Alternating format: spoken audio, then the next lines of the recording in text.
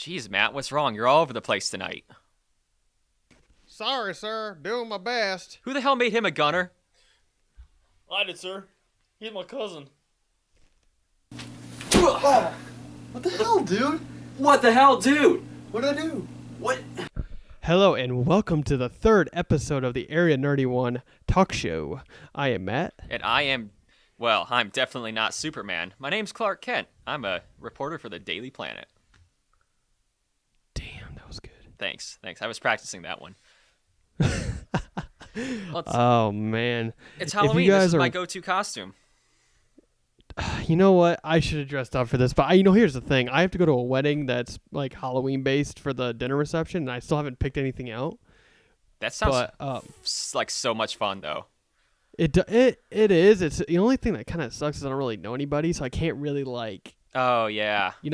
go crazy like we would usually or Right. something. So I think I'm gonna go as Austin Powers. Okay, that's a good one. Yeah, All right, I was you thinking gonna about that. shave the beard for that one? Nah, I'm not shaving the beard. For that. Okay, all right. I'm growing everything out right now. Yeah. But yeah, this episode's gonna be a Halloween special, even though it's only our third episode technically. So, but hey, you know what? Let's make it fun, right? Yeah. By the time we release it, it's gonna be either around or on Halloween. So, Yeah, that's you know, true. I timely. mean, well, I'm gonna have it up as soon as possible. No worries. Okay. I changed my angle. I don't know if anybody really notices, even if there's nobody watching this, but I'm not sitting at my desk anymore. I noticed. Oh, did you notice? Yeah, I noticed. I can see all your memorabilia in the background. Yeah, a lot of One Piece and Star Wars and Pokemon and what else we got up in there? A lot of stuff. We have a lot of stuff up there. Don't you have that portal gun? Yeah, I have the portal gun up there. Oh, well, I'm gonna have to fix it. I'm gonna have to fix like an angle or something where you can actually see it. Actually, maybe you can yeah, you can see it in the camera. It's right here. Okay, yep, I see it. Okay. Yeah, that, and I also have a new replica lightsaber gotta put up. But,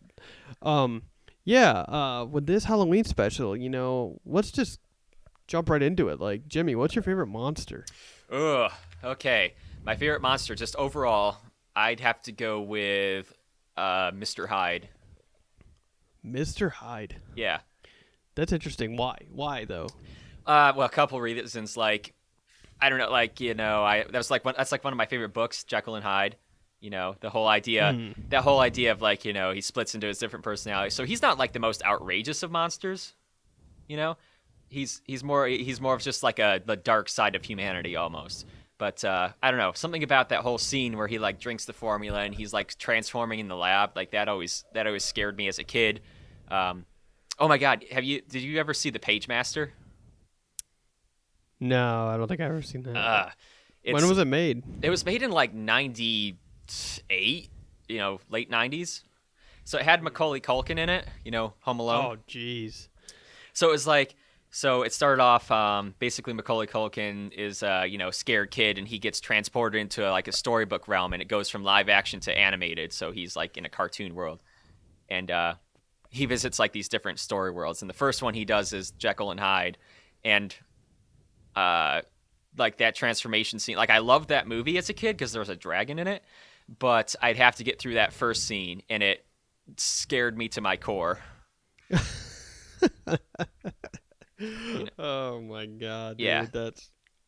So I don't know. Yeah, I've just always kind of liked the idea of like the mad scientist turning into his darker self. That whole tableau and like the whole transformation scene really always got to me. So basically, it's like the darkness side of humanity as a person, Yeah. or as or as like a figure or character. Yeah. So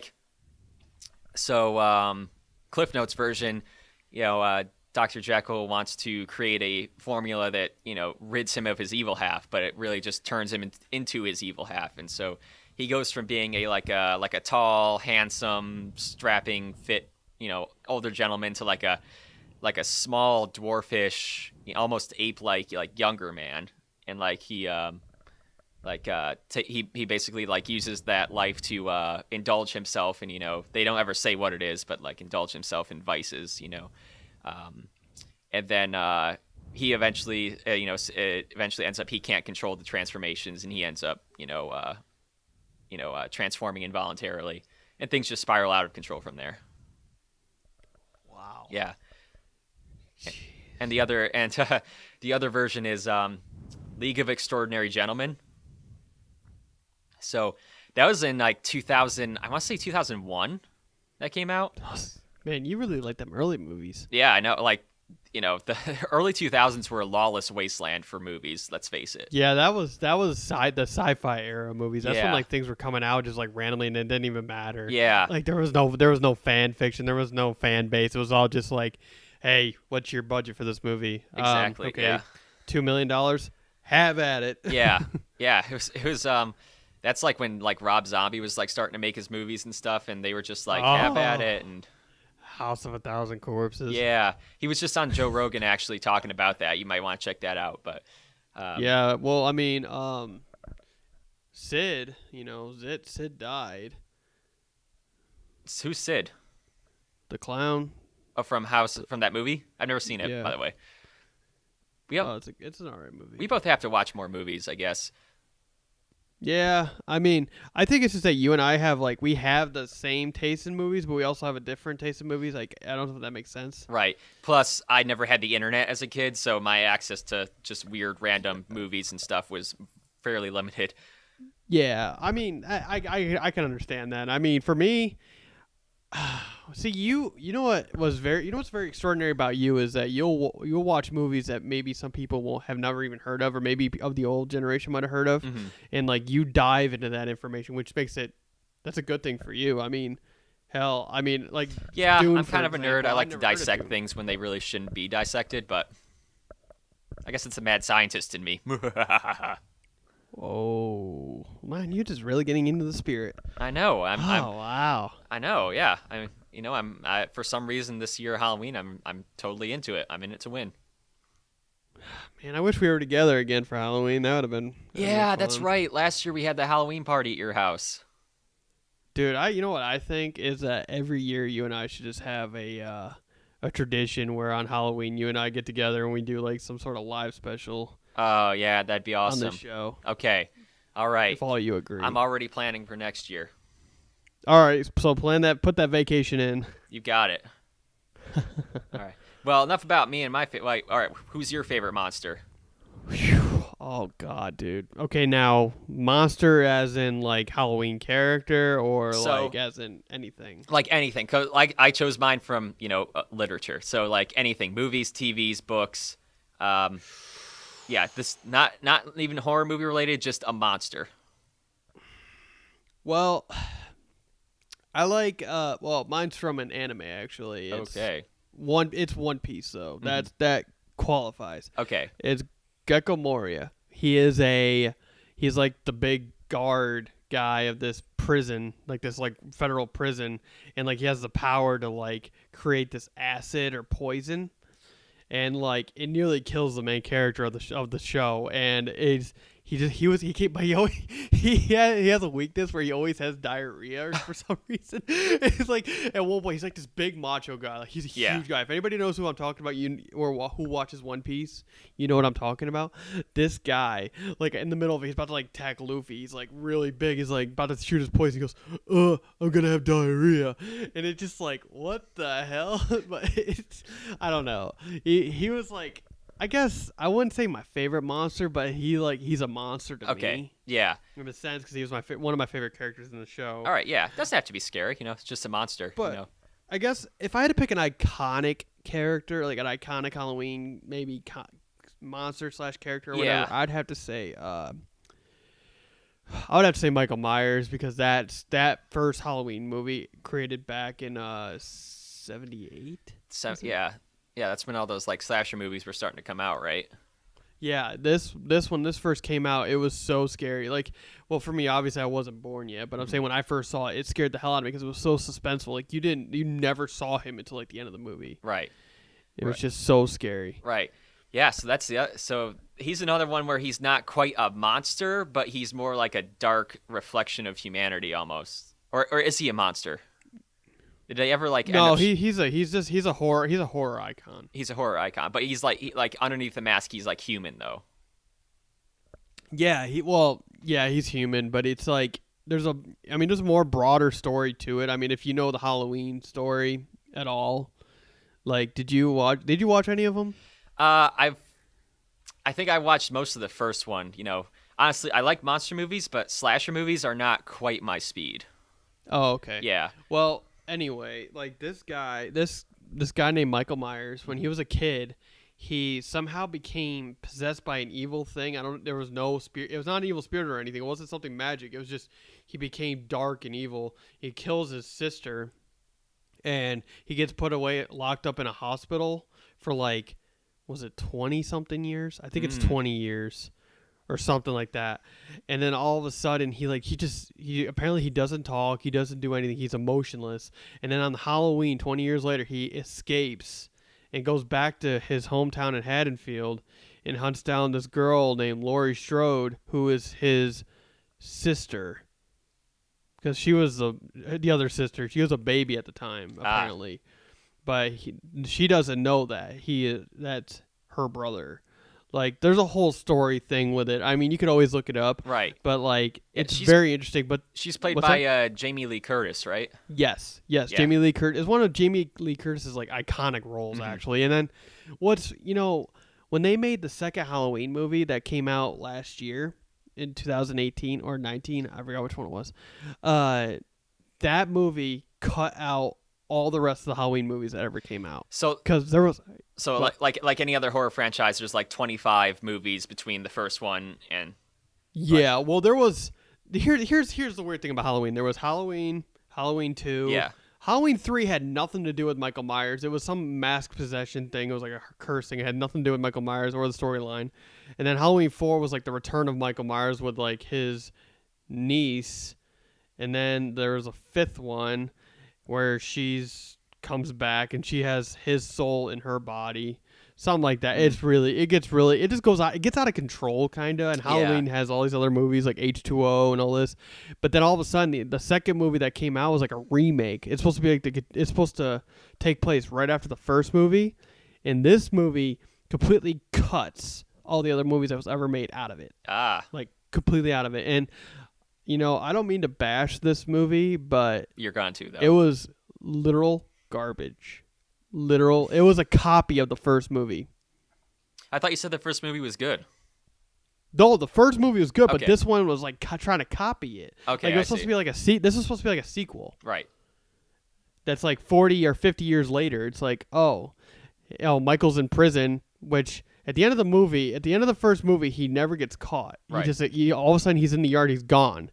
And then all of a sudden in the second movie, he's in prison. Right. And he escapes prison, but right. So it sounds like that's one of those movies that plays off of the unknown factor. Like, you don't know, is he actually human? Like, what's his motivations? Where does he go? Right. It's like, I think it was mostly driven through hate and just anger, or like I guess it's just a mental issue. It was like something like really just like really mysterious, just vague and unexplained. Yeah, like all the therapists, like they try to explain what's wrong with him. It's like it's just complete evil. It's just darkness. There's nothing there in his brain. Like he's just an emotionless guy. It's really that's what makes it scary, honestly. I mean, you watch Friday the 13th, you watch Nightmare on Elm Street.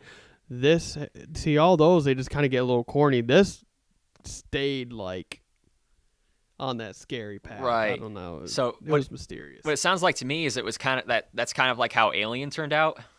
Like I've seen all the Alien movies. So like the first movie was, first of all, it's a great horror movie, but it's so good because, like you say, you don't see the alien until like the very last 10 minutes of the movie, like just in snippets before that, right? Right. So exactly, it's not that's what makes it scary. It's not really horror, it's terror, which is a little bit different. Yeah. So like, because your mind's telling you, it's like what it is, but you want to see it so bad, but you can't, and that's what makes it scary, is because like you're right. expecting it to come, but it doesn't come, or it's just like a little bit of it real quick. It's just like a right. quick kill and then gone. Right. So so terror is when you're expecting this, like the build up to horror, the fear of seeing, and then horror is when you actually see the horrible thing. Yeah, exactly. Right.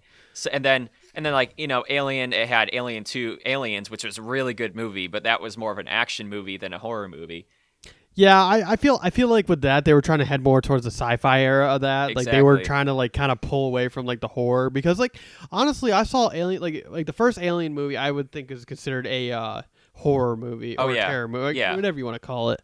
And then all of a sudden, whenever they started to bring the sci-fi part of it, like like the machinery and the scientists and all this stuff, I feel like that's what really brought it into a sci-fi era Exactly. movie. Like, so you know what I mean? Yeah, and it loses some of the some of the what's it, not charms, but I guess some of the methods that they had to use, like either due to budgetary concerns or because of the director's vision. They made Alien, and it was very atmospheric, and you didn't see the alien, and it was a lot of suspense and build up in the characters. And then the other movies, they just sort of just took that and ran with it, and they kind of like just expect you to know everything, basically. Yeah, but that's what makes the movie great. Yeah. Is when you don't really know or don't really see that character, and then all of a sudden at the end it's like one or two parts, and then that you just see the character, and that's it. Like that's good enough for me, honestly. That's amazing. Yeah, or like Jaws.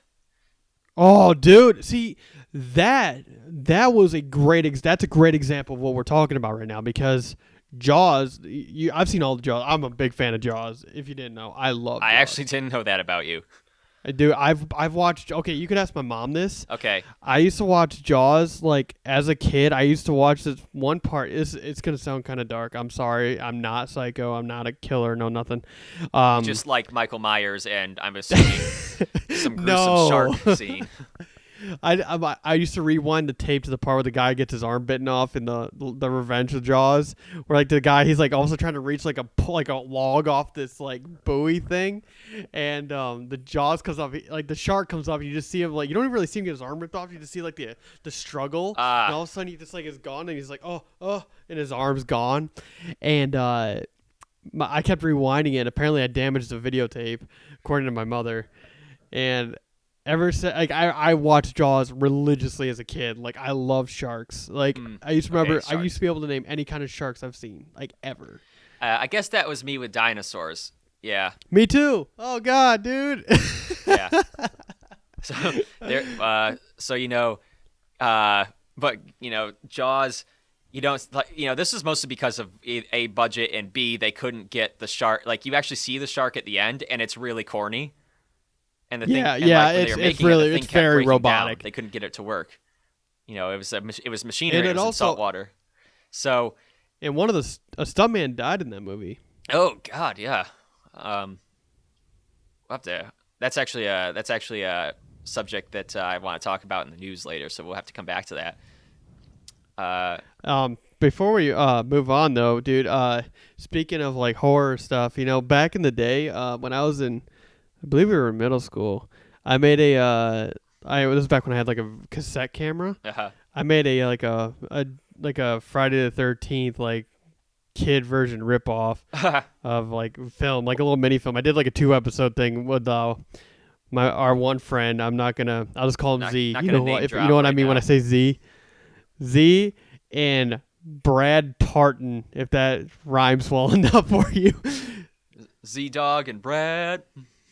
Yeah, Z Dog and Brad. Okay. Well, the first one I made, I was Jason, and Z Dog was he's just riding his 4-wheeler on his land, and then all of a sudden Brad pops out and scares him with a hockey mask. Oh God! And then in the most iconic scene from Z Dog is when he goes, What the crap, dude? Because we were kids, so we weren't swearing yet. And he's like, what the crap, dude? And all of a sudden, Brad pulls off his mask and goes, what, man? It was supposed to be like he got scared. Yeah. And then right after that, like, Z-Dog grabs his mask and he just goes, no, he takes his stick. He had a stick acting like it was a weapon. He goes, give me that.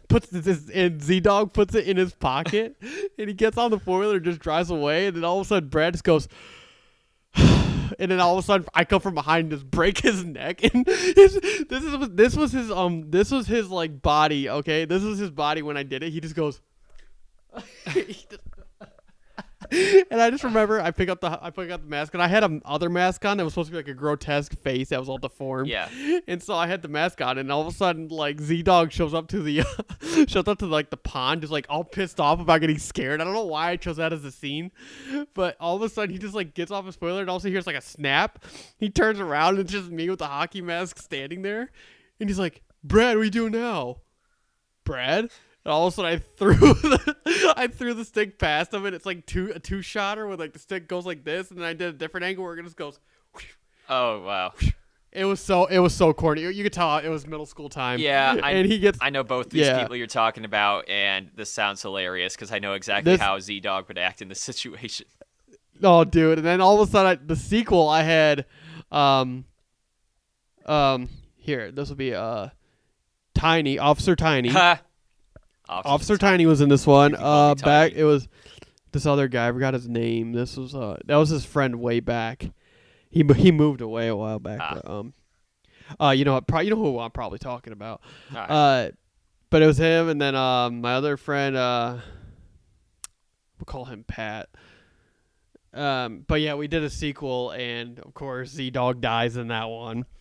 And but moral of the story is I made a 2-parter Friday the 13th spin-off middle school version of everything, and it took me it was so low budget. I think it was like a $13 budget because I bought somebody a get white John Carpenter shirt, on the phone, right? A hockey mask. What? Somebody get John Carpenter on the phone. Yes, hire me, please. Because honestly, I wish I could dig this movie out because it was, oh my gosh, I guarantee my voice didn't even change at that point yet. It was probably so like high. Yeah. But dude, I totally wanted to talk about that because I totally just remembered I made that around Halloween. Oh God. And dude, it was a 2-parter, and I think if you would have been a part of it back then with me, I think it would have been even better. I think so. It was a lot of fun. All right, hold on a second. I'm gonna plug my phone in so it doesn't conk out on me here. But a word from our sponsors. A word from our sponsors. This is brought to you by ketchup. You like fries? You like salt? How about a little bit of ketchup? God. You dip it in. You can eat it out of the cup. Squirt it out of the bottle. Hell, you can just squirt it on your friends for fun. Why not? And we are back. Oh, back from what? We had a commercial break. Sorry. Yeah, I heard it. Jeez. It was a ketchup ad. Sorry. Okay. All right. So what else we got on the subject line here? All right. Well, kind of moved on with monsters. What about your favorite Halloween movie? My favorite Halloween movie. Favorite Halloween movie, like, oh god, jeez, there's so many. I like anything that's an H.P. Lovecraft adaptation. So like Reanimator, Dagon, Shadow over Innsmouth, they call it. So usually they're like, low budget B, like I'd even say C movies that are like just kind of over the top. They have a campy value to them, which makes them somewhat more enjoyable. They're usually pretty grotesque, though. Anyone who knows H.P. Lovecraft horror knows that it's hard to read or even look at. But I'll have to look this up. If I have to pick one, I'd have to say Insidious would be the one I would go with. Oh wow, yeah, dude, that's good. Yeah. Oh man. So I mean, we have a thing about that in a little bit. Yeah. But before that. Yeah. It's like the second and the third one, they definitely rely a little bit too heavily on like the classic haunted house tricks and stuff, and to a certain extent the first Insidious does too. But it's just very atmospheric, and they do a great job building it up. Like the scariest part, I think, remember that scene where what's his face, Patrick Wilson, the dad, is like, so they're sleeping in the middle of the night. It's a family, husband, wife, 3 kids, and the door alarm goes off, and Dad, yeah, and it's like a 5-minute scene of just like Patrick Wilson, he's got like a poker, and he's just going from room to room. He just goes downstairs, and the door is wide open, and the alarm's going off, so he closes it, and he does the thing, and he's like looking from room to room, and like I've been there before. Like, oh God, I heard something in the house, and I like looked in every room, and I'm like, it's I've been there. Nothing's there. Yeah, but then the alarm goes off again, and he goes back to the front door, and it's wide open again, but no one's come in or out, and and that's not like horrible scene, but just little things like that are things that I can identify with because I've been there. I've been like, holy shit, what was that noise I just heard in the house? I'm gonna get a baseball bat and go through. Yeah, I've had my fair share of paranormal stuff happen too. At the apartment where I was living before I lived in this house. Which I don't mean to go off topic or anything, but well, it's a scary subject, so we're on topic. It is. All right. Well, so there's actually 2 incidents. I'll make them short. Okay. The first time I was in a downstairs bathroom and I was washing my hands, and I saw this it was like a white dress, like a girl in a white dress, like standing in the doorway. Just walked right to the front door, and I thought for a second, I'm like, Crystal doesn't own anything white. So I looked over and it was gone, but it was like at the corner of my eye. It was really quick. It was like a girl just ran by the bathroom door. Like I was freaking. I was like, what the hell? And I went upstairs and asked Crystal, I'm like, were you downstairs? She's like, no. I'm like, oh, okay. And then the second time, this was a townhouse kind of thing. We had like stairs or whatever. And I was upstairs laying in bed and she was downstairs. And I heard it sounded like someone coming up the stairs and I thought it was her. So I'm like waiting. I'm like watching the doorway and the stairs were right there. So I'm like watching to see if she comes up and she's not there. So I'm like, what the hell? Are you at the stairs? All of a sudden, no answer. So all of a sudden, 5 minutes later, she comes up and I'm like, did you come up the stairs and go back down? She goes, no. And the neighbors were not home. There were no neighbors home. So that was really weird to me. So I was like, okay. That was the 2 worst things I've ever experienced as far as somewhat paranormal, I guess. That you just have to burn the house down and start again. Like that's just all there is to it. Oh yeah. Well, I was like, well, I'm glad we're moving out of here in the next few months. Yeah. And then Crystal had one in the same place where she said she heard a girl talking about her dad, and she was in the other room. But there was no one there. Oh, that's creepy. And she was talking about her dead dad. Oh, that's creepy. It was really, really bad. It was I was like, okay, we need to get out. And she said that was one of those mornings where I went to work and she was like, I heard something really scary this morning. I had to wake up and for a second I had to call you. I was like, oh my God. That's creepy because that was maybe a few weeks after what happened with me. Yeah. So, but yeah. Anyway, I'm sorry. With Insidious, I think the scariest scene in that movie is when she's upstairs and looking in the baby room and there's that guy behind the curtain. Oh yeah. And he's just staring and all of a sudden she starts freaking out and then they all go in the room, turn the light on, he's gone. Yeah. That freaked me out. Yeah. Just weird ghost paranormal stuff. Yeah. Yeah, they had a few good well crafted scary scenes in that movie. Oh yeah, dude, that was I think that movie was the beginning of the loud sound suspense, scenes. Yeah. Yeah. The other thing is they, from what I understand, they put the sound of actually hornets, sort of a low level in the soundtrack, and it made people really uneasy. Dude, I can imagine because I'm trying to think of a scene where they had that. Mm-hmm. Was that when he's in the dream, in the dream world, or on the other side? I'm pretty sure it was in the opening scene. There's an opening score that and then boom, first scene. I honestly, with the first scene, not even the first scene, the opening sequence with the title, where it's the high violin sound or something. That sounds like a violin off tune. Yeah, like that. That was crazy. I could not handle it. Yeah.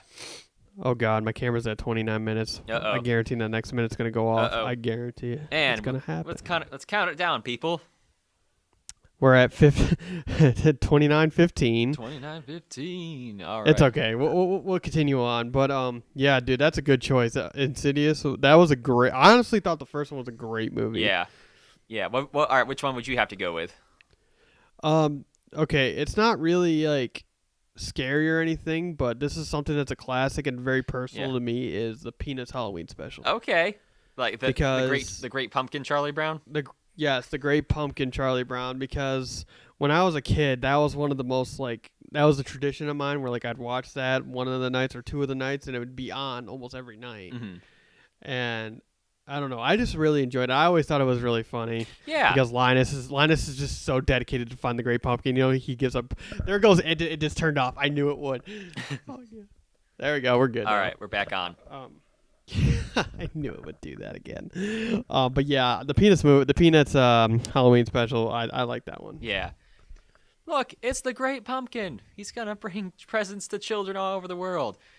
Exactly. He rises out of the pumpkin patch, flies in the air with a bag of toys for all the children. So, like, where did he come up with that? Did he get presents for Halloween one year? No, he just. I don't know. He just like started writing. I remember the opening sequence. He gets like a giant pumpkin, and then all of a sudden he's like writing a letter. He's like, "Dear Great Pumpkin," and he starts writing him like a whole thing about like, "Hope you bring like lots of presents." And then he's like, "What are you doing?" "Oh, not again." He's been doing it every year. Apparently, he's been writing to the Great Pumpkin. Like Linus is dedicated to get the Great Pumpkin here. Jeez. But it's so. Oh, dude, I don't know. It's such a classic. It almost makes me emotional just like thinking about it because I still have it on I have it on DVD, so Yeah. thank God. I can always keep up with that tradition, but yeah, that'd have to be my favorite one. All right, that's a good choice. That's a good choice. I mean, I don't mean to make it sound childish, but it's like I love Halloween movies. Don't get me wrong, I love Halloween movies all around, but yeah, because Halloween was invented for adults. Yeah. oh, Yeah. yeah, cheers to Halloween. Cheers to Halloween. Yeah. You know, It's a Darth Vader goblet. I saw that. Yeah. That's a good one. I'm gonna have to get one of those. And I'm drinking soda. It's not liquor or anything, I promise. All right. Yeah, you're not slurring your words, so I'm guessing it's not alcoholic. No, it's all good, dude. Well, moving along, I think that I'm going to switch the order of one of our topics because since we were talking about Insidious, Ooh. I feel like this next topic, we should tell them about how you and I had. Well, actually, this is mostly your ordeal. You brought this in. Yeah. With Okay. me. All right. Yeah. You want me to start the narrative off then? Go for Okay. it, dude. All right. So, oh God, what year was this? This is probably like maybe 2012. I want to say. Dude, it was 2012? right. It was our first year of college. Yeah. So I'm cruising the net and I come across, the Insidious casting call. They're like, submit a video of you enacting a horror scene or reenacting a scene from Insidious or something, creative, Insidious-wise, that and it's submit it, and you could win a chance to start to have a part in Insidious 2. And I was like, oh my God, that's amazing, because you and I were getting into the video thing. And yeah, that's the thing is that when that came, okay, this is actually how I found out you liked making videos Right. like I did, because you could ask our friend Z-Dog about this. Z-Dog. I've been using a camera since I was probably 10, Mm-hmm. 9 or 10, and I've always wanted to make films ever since YouTube came out and stuff. But when I found out you like doing that too. Oh yeah. That's when I knew this was gonna be the bomb. And so when you said, "Hey, there's an Insidious casting call. Let's do a video for it and try to see if we can make it in just for fun." Yeah. So I call everyone up. I was like, "Hey, Z-Dog, meet me at Matt's house. We're gonna make an Insidious casting call." Call my other friend. "Hey, meet us at Matt's house. We're gonna make an Insidious casting call video." And then I ran to the dollar store and bought a bunch of cheap ass props. And no, we had to make the props. I actually have behind the scenes videos of us making the props and having everything set for the movie for Right. the little shot, because the way it was set up is one of our friends, Z-Dog, wasn't there. This was our other friend C-Cat or whatever we want to call him. okay, How about C-Jap? CJ. Let's go with Ninja. Okay, that's good. Yeah. So our friend Ninja, he wanted to be part of it too. Well, he was asked. He said he would do it, and he was going to be the red creature from the first Insidious movie. And first of all, the way we had this set up was, Jimmy was gonna have like a webcam video of him just roasting the first Insidious movie. Yeah, this very webcam I'm using right now. Like this is all we had for filming. Yeah, this is low budget, and this is like, we were still kind of like, in that process where like, we were in school, we didn't really have much money, so why not just use what we had? Mm-hmm. And I remember we were making the had the God, I said his name. Just edit. I'm gonna just bleep bleep, that just up. bleep it out in post production. All right, so Ninja made these claws because he was going to be just a hand. His hand was the only star of his whole body did not matter. His claws were the only thing that mattered. Yeah, he's like, I'm contributing one hand to this production, and that's it. Yeah, and he was game here's for everything. At the end of this video, or in the description, I'll post a link to the video that it's actually on YouTube still. Oh God. It's on. I think it's on one of your old channels. I don't know. Okay. But I know where it is, so I'll put a link of it in the description. You guys want to watch it? It's very cheesy, but it's very funny. I had a great time. Oh, it was so much fun making that. The haunted blanket. That was so bad, dude. Oh my god. No, the first time we tried that, we tried it with a comforter, and this is how we found out a comforter was way too heavy, because we had a string. It was like what? It's a fishing line, yeah. Fishing line, and the whole idea is that first of all, we should break down how this film goes. Is that Jimmy is in his seat, like we are sitting right now, on a webcam, saying, "Oh yeah, Insidious did not scare me. It was complete bull." Yeah, blah, blah, blah. I was and a troll. He's like, yeah, and so all of a sudden, I'm dressed up as this demon. And I come down this is when I was really skinny. I came down the stairs like crawling, and I had red contacts in. I remember this. I had red contacts in. I had like a devil's like pentagram on my back. Oh yeah.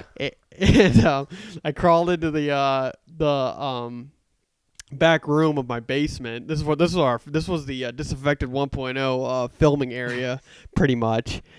I went in the back room and turned on the music for the what was it? That Tiptoe Through the Tulips, yeah. Yeah, all of a sudden you're like, Mom, can you keep that down, Mom? And of course, my mom was like, why was Jimmy yelling at me?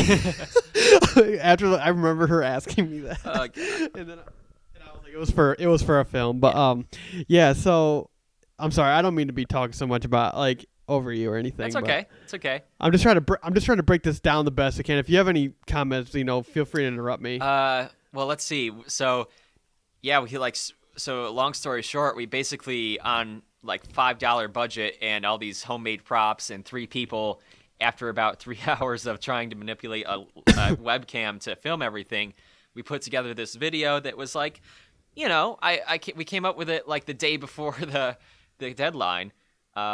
Yeah, it was the deadline. It was pretty okay. I showed it to a few people, and I turn red in the face every time I showed it to somebody. Oh my god, I can't I can't even watch it or like listen to it while someone else is watching it.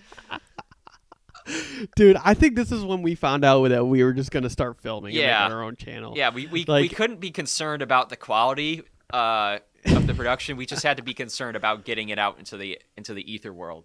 So. Oh my god, dude! I just remember, and the idea of the movie also is that it's supposed to be getting like scarier and scarier for Jimmy. So basically, like, there's a part where he's like roasting the cover, and he goes, "What? A pissed off Justin Bieber?" And all of a sudden, that's when the blanket. We actually chose a piece of fabric at this point. Yeah. And it flies up behind him, and it's supposed to like bounce up and down, and just falls. And he goes, "Oh. How did that get there?" And he like picks it up, walks back to the bed, and drops the cover. And all of a sudden, you see this like the creature hand by Ninja. He like grabs the cover and pulls it under the bed. Oh yeah. And you're like, now back to the cover. Oh, where is it? And you like get up and you walk back to the bed. And all of a sudden, you're like, oh. How to get under there? And you like go, and all of a sudden you're like. You're like, jeez, and all of a sudden you knock over your camera. Like, you did a really good job of this, by the way, because you had to knock over his webcam to make it look like it fell, but you like picked it up like and made it like fall, but not fall completely. Yeah, but you made it like look like it really fell. A little bit of Hollywood magic. Yeah, you ran up the stairs, and you're like, okay, here's the truth. You just start, right? You just start like it's all dark about it. Of course, too. that's when I. Yeah, it's all dark at that point. Oh my gosh. Yeah. And then there's a part where like I pull him away, and then all of a sudden you just see me with like white makeup. I look like I'm sick, and I have like demon eyes, and I was skinny as all hell. Oh my god. You were pretty skinny back then, yeah. Yeah, this is before I got the old The feels old like beer a gut. dad bod at this point. Yeah, it's you're getting there. So, Yeah. the result of this was we uploaded it. We did not win, obviously, because we're not super famous right now. I don't even think the people who got into that movie were famous. I think they did like one little scene, and that's when they ran out of the closet. Yeah, Like, that was the scene they had. yeah. They're I don't like to troll or disparage people, but and this is me being super biased, but I definitely think that ours was better than. Oh, dude, totally. Dude, I think ours was more legitimate than anybody else's. Like, I mean, of course, it was all fun. We got for pretty everyone. far up there. I think you said we got like third, right? It was, I don't know, it was like a third or fourth. It was up there in top view. Like, they did it by views, I guess, and then they made like a vote or something with the producers. Oh. But of course, the scene though was only like the scene that the people did where it was like for like 5 seconds. Like it's like, hey, the experience is great, but you run out of the closet and you're just like, ah! It's like that's the scene. Yeah, rigged. No, But, I wish them all the yeah. best. Honestly, I watched that. I did end up watching Insidious 2, and it was way less scary than the first one. And I feel like the second one just kind of explains how the first one kind of broke down. So yeah, and like I said, it relied way too heavy on you go into like a haunted house that they set up for Halloween, like the jump scare type things, like all those little tricks. Like it was more it relied more on the tropes than any actual new creative stuff. yeah, I guess it was more like.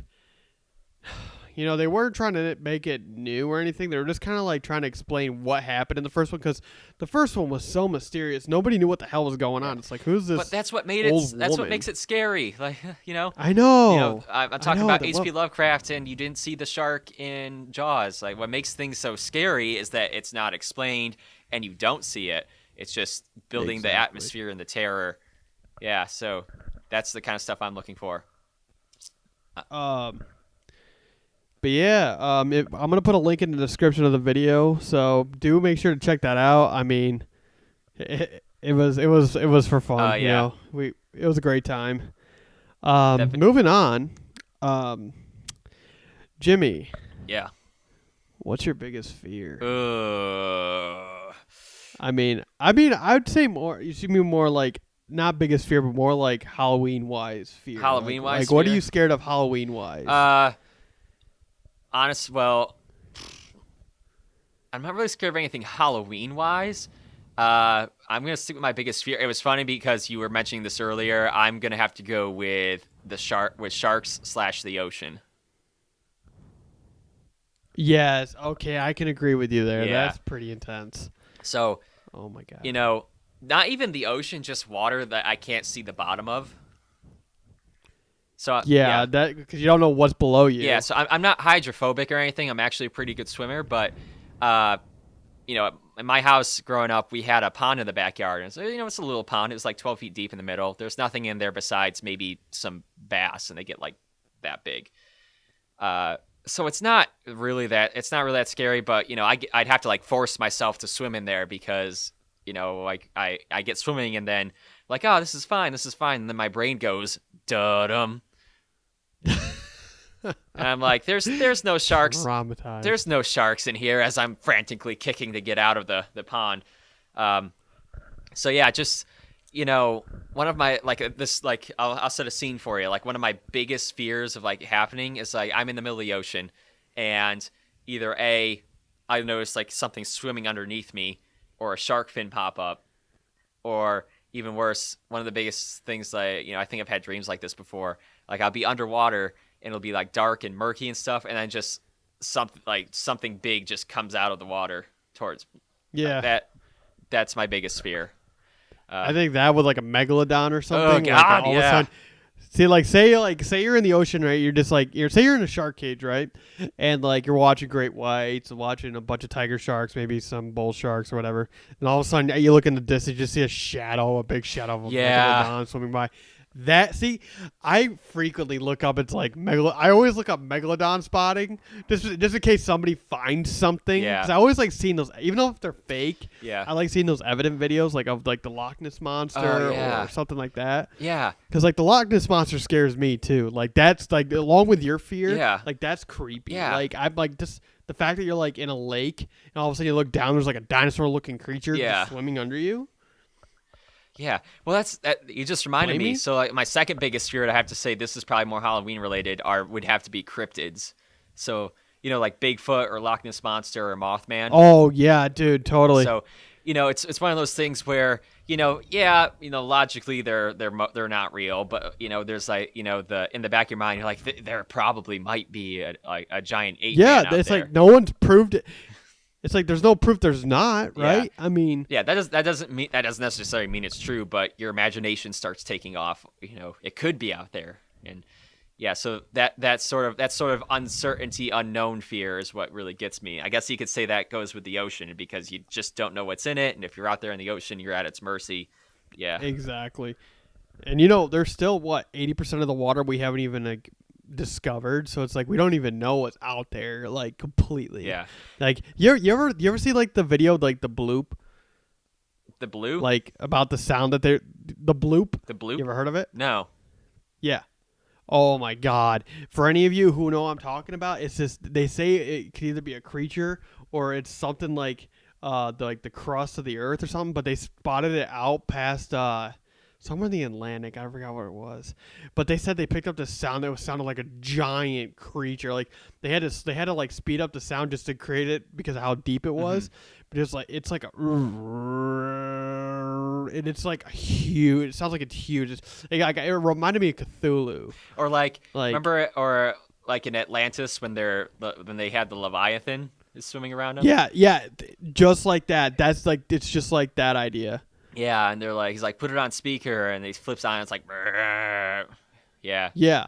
Look up, when you get the chance, look up the bloop. For any of you who are questioning this, because it is creepy. Oh, boy. It's called BLOOP, and it's just creepy. Yeah.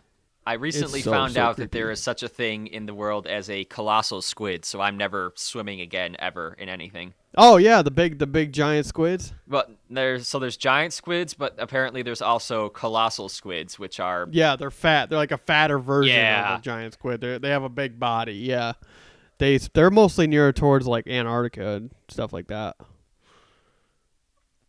Oh god, I just looked it up. Oh god, look at the bloop. Look at this sea creature that they've got illustrated for the bloop. Yeah, I know. They have all these different ones. They have one that's like Cthulhu, a giant whale. Oh my god! Look at this this picture. It's a guy.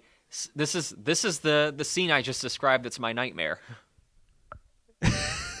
You ain't going to sleep tonight. No, throw it up there when you do post edit, post production, so people can see what it is. This is exactly what I just described. I told you, dude. I look this stuff up every single day. Like I find this stuff, and it just kills me. Cause it's like I wish and don't wish these things are out there. Oh, good lord. Okay. Oh god. All right. Okay. Did I ask you what yours? Did I ask you what yours was? No, but I can tell you right now Sure. that like I've actually experienced mine. Mine's a lot like yours, but mine's drowning. Oh. Like way back. I think it was back before I moved back to where you are. We were out in the lake and we were jumping off of my grandfather's boat into the water, and it was like one of them stormy days, so it was getting kind of windy, but it wasn't there yet. Mm-hmm. So we were jumping in the water, and I kept, we kept doing it, and all of a sudden the wind started picking up, and so we were all in the water, and all of a sudden I see one guy swim past me really, really fast, and I'm like, what the hell's going on? And so I see the boat is blowing away, like in the middle of a lake, just blowing away. Mm-hmm. And so like I tried catching it, and the other dude ahead of me, he caught the boat. Me and this other guy, the other guy couldn't catch it, and I couldn't catch it. So I ended up treading water for about 15 minutes, and it was the worst feeling ever because like you feel helpless because they didn't know about us because they thought we were joking when we were yelling, "Help us!" Like we were yelling at the top of our lungs, "Help us!" And this is something that like I've really like kept to myself because it's like one of those things. It's like it was the closest that I've been to death ever in my life, and ever since then, like drowning is one of my biggest things. So after that, I worked on like core strength of like treading water in a pool. And I learned, and one thing I've learned for anybody who ever wants to know or have some advice on like swimming, and if you're out there, just don't panic. Don't move so fast. You know, work your arms, not your legs. You know, let them dangle, and then if you have to, do the dead man's float where you float backwards on your back. I can't do that. I sink. Yeah, same. So that was the scary part for me is I panicked and I went down 3 times. Oh. And the third time I almost didn't come back up. Oh God. But that scared me, and also thinking about the stuff underwater because there was a report that somebody dumped something in that lake like a couple weeks earlier that could have been like a bull shark or something, but it wouldn't survive because it's not a tributary to the ocean. But I was like, I thought about that, and that was in the back of my head while I was doing the treading the water for 15 minutes. Well, geez. Well, I didn't mean to get too personal about that, but I just thought that's my biggest fear. That's is intense. Drowning. That's intense, bro. You know. Yeah, and spiders. Spiders suck. Oh yeah. too. Aren't you also afraid of clowns? Yes, I was trying to leave that one out, but that's fine. We'll bring it up. You decided to I'm share the scared of drowning clowns. story, but not that you don't like clowns. Well, you know what? I try to get over the fear, and I've seen many people about my fear of the clowns, and now I gotta deal with it. Yeah. Now I gotta deal with Now it. you gotta go along with it. Well, did you end up? Have you watched the new It movies? Yes, I did. It Chapter 2 was an amazing movie, dude. I'm telling you what, that brought it to a wrap. Bill Hader, shout out to you. Holy Yeah, cow. Bill Hader is killing it recently. Dude, him and that and Barry. Have you seen Barry yet? I've not seen like a full season of Barry, but I've seen like snippets of him in it, and from what I've seen, he's phenomenal. So good, dude. Yeah. So good. So good. I don't have a lot of time to watch the shows or stuff now. I tried to tell myself that I don't, but I really do now. Yeah, but here's a show, Halloween related, if you want to see a really, really good scary show. Yeah. This goes for everyone out there too. It's called The Terror. It came out I think it was last year. Yeah, it came out last year. So it's based on the book of the same name, and it's based on the lost, I forget the name of I think Douglas? I don't know. It was an Arctic expedition in the 1800s that went missing, and it was a huge deal back then, and no one knows exactly what happened to him. They think there may or may not have been some cannibalism going on. Yeah. Damn. So like just the story itself is amazing. So first of all, it's like an Arctic exploration disaster story, which is really, really compelling. And then it's also got a supernatural twist on it. They're being stalked by a supernatural force, let's say. So really great production, phenomenal actors, and just creepy. You know, it's called The Terror. It is The Terror. It builds on that atmospheric, like creepy. Things are going wrong. You don't really know why, and you don't really see the creature first off. You know, it's just like what's going on here. My only advice. My advice is definitely don't read the synopsis of the book because I did afterwards, and it like explains things more. But that ruined it for me. So I think the less you know in this movie, in this show, the better. Yeah, I feel like you should never spoil yourself on things. Yeah, but like for example, I spoiled myself on One Piece a lot, and I really wish I didn't do that. Yeah. Good news. So check out The Terror season 1. Season 2 just aired. I'm gonna watch it. It's in a different setting, different time period, but it's like a horror anthology show. So definitely check it out. Shameless plug. They're not paying me though. Oh, poor man. You get some money. Get some money. Yeah. Now, all right, what else we we're got starting on the to run agenda? low on time. We're starting to run low on time, but I think we should do the breakdown of that fight. So why don't you go ahead and do your little All right, it's time Jimmy's. for my favorite part of the show. Welcome to Jimmy's Dojo. Hiya! Bwong. Gets better every Now time. this time, I'm giving the floor to someone who's a little bit more well versed in the horror genre. Today's dojo segment will be led by Master Matt. All right, what do you got for us? Okay. So for the Halloween special here, we're gonna break down the one of the greatest horror fights I think I've ever seen was Freddy versus Jason. Aha! If any of you've ever seen it, and it is a So, cheesy yes, movie. I've don't seen get me this wrong, fight. it's I've pretty- seen this fight. I'm gonna let you break it down though, so you can get more of a Okay. fan's eye. Okay, so let's see if I can do this any better than Jimmy can. Okay. So the scene begins where Lori, who is in a dream or a nightmare, I should say, and Freddy Krueger is right over her, like, torturing her, like scratching her legs and stuff, Ew. and just making her feel like crap. And all of a sudden, in the real world, Jason's going after her and her boyfriend. She's knocked unconscious. Well, she's actually asleep in her nightmare. And all of a sudden, her hand starts burning. And in order to bring Freddy back into the real world to fight Jason, she has to have something from the real world brought back with her. So her hand starts burning.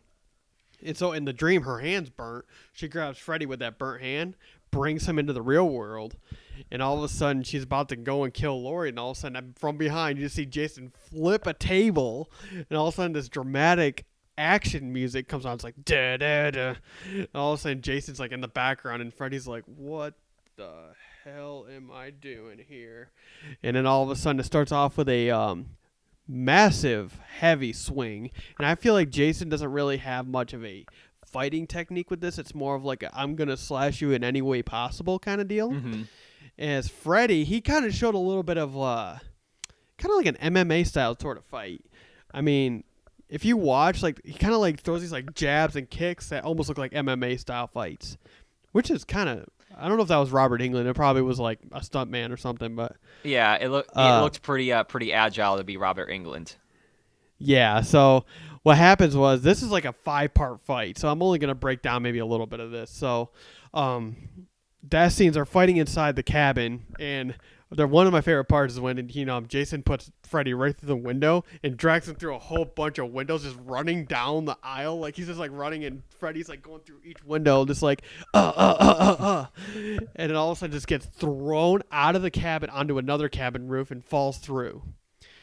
And then the scene, all of a sudden they start picking up the fight in the woods. They fight in like a industry yard or something. I don't know what it's really construction called. site.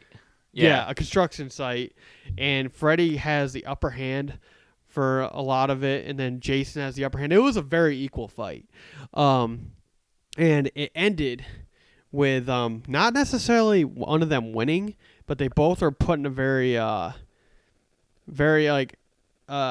vulnerable spot because they were both weak. They've been fighting. They've lost a lot of blood. Jason lost his fingers because Freddy at one point just goes like this with his hands and cuts off Jason's fingers. It's all pretty gruesome. And the fight ends where they're on the dock at the lake, at Crystal Lake, and Freddy's missing his arm, and all of a sudden Lori and her boyfriend blow up the camp, and like Freddy and Jason fly in the air on fire, land in the lake, and they all of a sudden think it's all over, and all of a sudden Freddy starts walking on the dock again with Jason's machete, and he starts to raise it, and all of a sudden, right when he goes to go swing, Jason puts Freddy's clawed hand that was severed through Freddy's chest, and then just falls back in the lake, and Freddy falls to his knees, and that's where Lori takes the final blow and takes the machete and cuts off Freddy's head. Ugh, gross. And the fight, that's how it ends, kind of. It kind of leaves you in a cliffhanger a little bit, but if I had to rate it, what do you use swords, right? Yeah. All right, I'm gonna use your rating system. Is it out of 5? I usually go out of 10. Oh, out of 10. Okay, so the movie being cheesy, but the fight was very intense, I'd have to give it a 7 swords out of 10. 7 swords out of 10. Okay. Yeah. All right. All right, so now's the part where I rate it. I rate it too. Yeah, you gotta come up with a random like food or something. That's what I usually do. Okay, well, I'd give it. So let's see here. Like you say, there were some parts where you see Freddy like throw some knees and throw some MMA elbows and stuff. So they must have had a fight choreographer on scene there. Oh yeah. Jason uses, I call it the Terminator style, where he basically just like walks up and is using his overwhelming strength. Not really super. Yeah, it was all like heavy blows. Yeah, sort of like that, unconcerned for his own safety type thing. So was pretty brutal, was pretty gory. I'd say as a fight scene overall, I'd give it maybe 3 out of 10 machetes. As a Halloween horror scene, fight scene, I'd give it 8 clawed Freddy hands. I would have gone with like jack-o'-lanterns or something. Jack-o'-lanterns, yeah. Well, I mean, it's Freddy and Jason, so I thought I'd go with their respective weapons. Nah, that's fine, Yeah. dude. That's all. Yeah, good. I don't really know enough Yeah, about those characters or their like backgrounds or powers or whatever or their dude. natures to. I grew up. Yeah, you grew up watching this stuff. I grew up watching these movies. I was watching these movies since I was a kid. Deep. Uh, Like, are you okay? Like, should we be worried? nah, yeah, no. I learned right from Okay, all right, that's good. That's good. wrong. But yeah, dude. That wraps up the Jimmy's Dojo fight for this week. All right. Let's see. How are we doing on time? We are over an hour. Over an hour. All right. So, all right. Why don't we wrap it up? How about we both say one of our favorite news items from this week? Well, since I went to go see the Joker movie, I'm gonna say fantastic. Really? Absolutely fantastic, man. Yeah, because we were a little concerned about this movie, right? Yes, and I'll tell you something, dude. It is not what you think it is. Okay. At all. And I'm leaving this to you because, man, I'm telling you right now, I think you'll like it. Okay. I think you'll like it. All right. I'm gonna reserve judgment, but I stand by my. For now, I stand by my previous argument. But all right, That's fine. I'm gonna take your advice. I'm gonna see it. I'm gonna reserve judgment. Yeah, dude, go for it. Okay. I say it. Why not? All right. All right, my turn. Yes, sir. All right. So my favorite news story to come out of this week was that the South Park got banned from China and from their internet this past week for an episode that makes fun of Chinese censorship, among other things. And So, out of all the things they make fun of, that's what they're gonna go with. well, the other thing was, so I don't know if you saw that episode, but they use Winnie the Pooh, and they were making fun of the China and everything. So oh yeah. so Okay. I don't know if you know this, but over there, their president Xi Jinping, he gets made fun of by being compared to Winnie the Pooh quite regularly. So that's why they put it in there, and of course, So let me see if I can bring up the response. So Has anybody learned? has anybody what? Has anybody learned about South Park yet? Like, if you watch South Park, you don't take it seriously. Like, it's literally a parody of life. It's a parody of life, and it's a satire, and their whole premise is they rip on literally everything. Yeah, that's the point. They make fun of everyone, and that's what makes it fun. Yeah. So did you read their apology that they sent over Twitter? No, I didn't. Okay. So here's how I'm going to read it to you word for word. This is what this is what they said. Official apology to China from Trey Parker and Matt Stone. Like the NBA, we welcome the Chinese censors into our homes and into our hearts. We too love money more than freedom and democracy. Xi, that's the president, doesn't look just like Winnie the Pooh at all. Tune into our 300th episode Wednesday at 10. Long live the great Communist Party of China. May autumn's sorghum harvest be bountiful. We good now, China? End quote. They give no craps. No, dude. Here's the thing. It's like Dude, everyone knows. Like, hell, look at the whole thing with like. I don't mean I'm not bashing anybody or anything or any religion or nothing. That's but South Park's job. Yeah, South Park. You know, the Muhammad episode. Oh boy. Yeah, that was very like sensitive, but like they did it. Or when it's still up. Or the Tom Cruise is in the closet episode. Oh my god! And all of a sudden, who else? Who else goes? Like, oh, and John Travolta. It is official. Tom Cruise is back in the closet. R. Kelly is now in the closet. Now in the closet, yeah. Oh my god. Yeah, dude, you cannot get offended. If you're offended by South Park, you know, well, I'm sorry, but just give up on it. Just. I think it's okay to get offended by South Park, but that's what they're going for, and I think it's good to get offended by things once in a while. You know, so this isn't like offending people like just for the sake of being jerks. I don't think it's more of offending people to make people question like what they think is so important. Yeah, that's the whole point. Is that they beat around the bush. Yeah, so that's the job. They beat around the. That's the job of satire. Like it holds a mirror up to humanity and is like, really, this is what I look like. Right. It's like the whole thing when they do the whole like they ban KFC and legalize like the medical marijuana, and all the men have like giant balls bouncing everywhere. I'll take 5 things of Alabama Kush. Yeah. So we'd edit. We'd do things like film the Insidious casting call, then spend the rest of the night watching South Park and editing the video.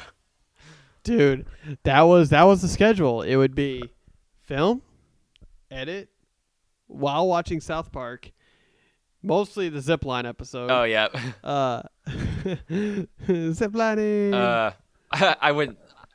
No lie. About a month ago, I went to an adventure ropes course with my girlfriend, and there were some parts where you ziplined. So, of course. Let me guess. Yes, in your honor, I would lean back and go, "I'm so effing bored." I'll censor this out. Ready? You got to do it right. I'm Stark. Bored. How is it? Pretty late, dudes. Shabra. Shaka bra. Yeah. All of a sudden, it turns into like the real life thing, and they're like on the back of a boat. Kenny McCormick is dead. Yeah, so China might not be good with South Park, but we're always good with South Park. Yeah, I'll always be good with South Park. All right. But yeah. Any other good Halloween stuff we want to talk about before we sign off? Just be safe. Yeah. You know, respect. Watch the blue, out for those kids trick or treating. Blue pumpkins. If you. Yes, for the trick or treaters, anybody who sees a blue pumpkin, that means that they're peanut allergies. They're allergic to peanuts. So if you see somebody with a blue bucket, make sure you don't give them peanut candies. Is that what that means? Yeah. Oh. Okay. Trust me, I used to be allergic to peanut butter. Okay. Okay. All right. Yeah. So. I believe that's what that means. if I'm correct. I'm gonna look this up just so we don't. Yeah. Yeah. Please do. All right, because I think it might. Okay, yeah, that's what I thought. So, so blue buckets or blue pumpkins are for autism awareness. Oh, never mind then. Sorry. Yeah, blue. I apologize. Yeah, so it doesn't. I don't know if that's like a common thing, but if you do see that, that's autism awareness. If a kid's got a blue bucket, he might have they might have autism. Autism. They might have. So if they're. So I think the message was like if they're, not making eye contact or they're like grabbing too much candy, it might not be their fault. So be aware of that and be kind. Which I could have sworn there was something for peanut allergies. I could have sworn there was one that was like if it has like a blue pumpkin, that means that if there's a blue pumpkin on the porch, that means they give out candy that's peanut free. Let's take a look here.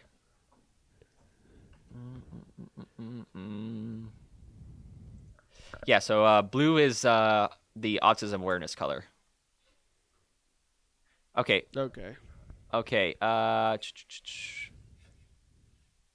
I think, it looks like there's something called a teal pumpkin project.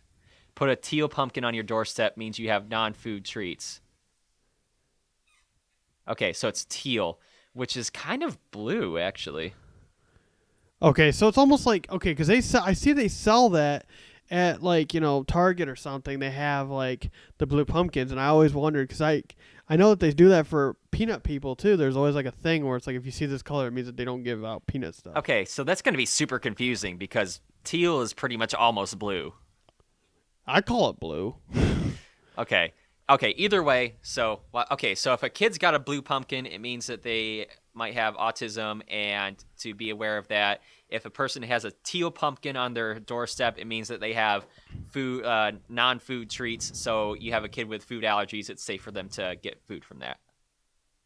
Yeah. So just be safe. More of the story is be safe and have a good time. Yeah, be safe. Check your candy. Have fun. Check your kids' candy, and it's all that's all Halloween's about. It's having fun. So watch out for the kids trick or treating, All crossing the good road, fun. and all that stuff. I am probably gonna throw on a costume and go get crunk. So I won't even have to worry about that. nice, dude. I'm gonna be at a wedding. All right, you'll be getting crunk too then. But no, I don't. I don't drink, so it's all good. Ah. It's all good. All right.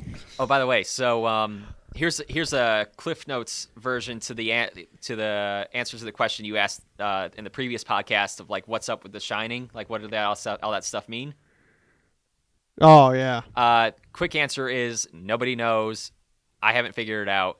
People have been speculating for years. What did this mean? I'm guessing it's mostly just production related. Okay, so it's just something that he just kind of like threw in. It was like, oh, okay, so he's really from this and that, Right. Yeah. So Like, or it leaves the audience with a question. exactly. So the question was like, what's the deal with that with Jack Nicholson's character in the photo in the 1920s at the very end? And it looks like the answer, if you call it, is there's not really an answer, and it leaves it open to interpretation. Right. I guess that makes Yeah. sense. I mean, I guess that leaves the fans or the viewers with like a fan idea of what could Yeah. happen. But My all right, personal well, approach is that the hotel has its own like own presence, I guess you could say, in it assimilated Jack's spirit. Is that his name? Jack. Yeah, it's Jack. Yeah, it's Jack. It assimilated his spirit to into itself. Oh, okay. Yeah. I guess that makes Yeah. sense. All right. But yeah, it looks like my camera's about to die. All right. So, So I guess we're I'm gonna go. Yeah, we're gonna go ahead and wrap this up. This is a good episode. we covered a lot. Yeah, we did. So this is Matt. And this is Jimmy. I mean Clark Kent. I mean definitely not Superman. Wow, he really went there. Whatever. He really went there. All right. You guys have a happy Halloween. We'll catch you on the next one. See you later. All right. We're gonna delete all this, right? We'll let the fans deal with it. Okay. That's fair.